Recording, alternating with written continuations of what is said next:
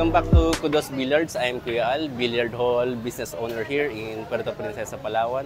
And for today's episode, etong mga kulay pink na Pampanga cue stick natin yung i-feature natin. So ito ay magandang pangregalo, lalo ngayong Pasko sa mga girlfriend nyo, kapatid nyo, o sa mga kaibigan nyo na babae na mahilig sa color pink. So itong mga tako na to ay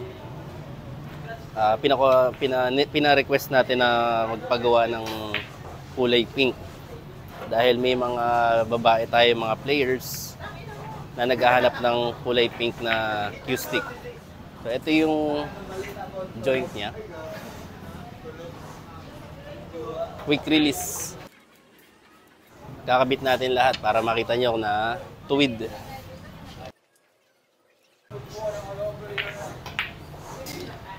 Bihira po yung ganitong kulay ng tako.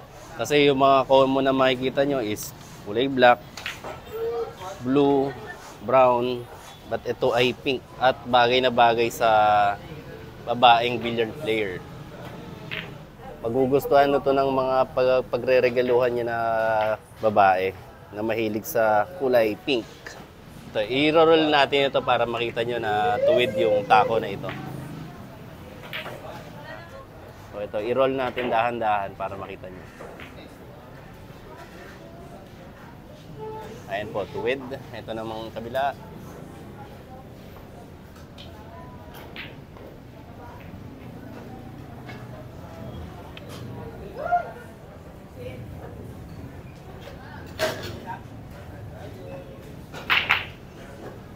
Ito naman.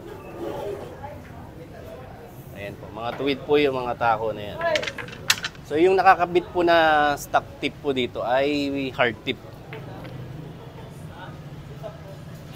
Then phenolic ferrule na ang nakakabit.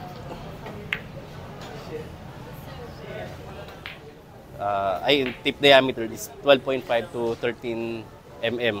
Kaya ipahagod nyo na lang po kung gusto nyo pong mas manipis. Pero this size ng tip na to ay standard na rin naman. Kaya okay na to yung diameter na yan kahit di nyo na pa ipahagod. Then yung timbang po ng mga tako na ito ay 18 ounce to 20.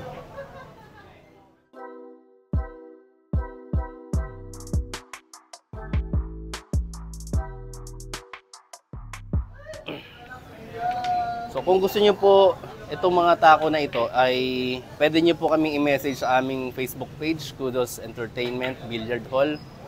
At doon po tayo mag-usap regarding this cue stick if you want to purchase. Filipino-made Pampanga cue stick. And siya nga pala, kasama na nga pala yung soft case nito kapag binili ninyo. Libre na yung soft case nito.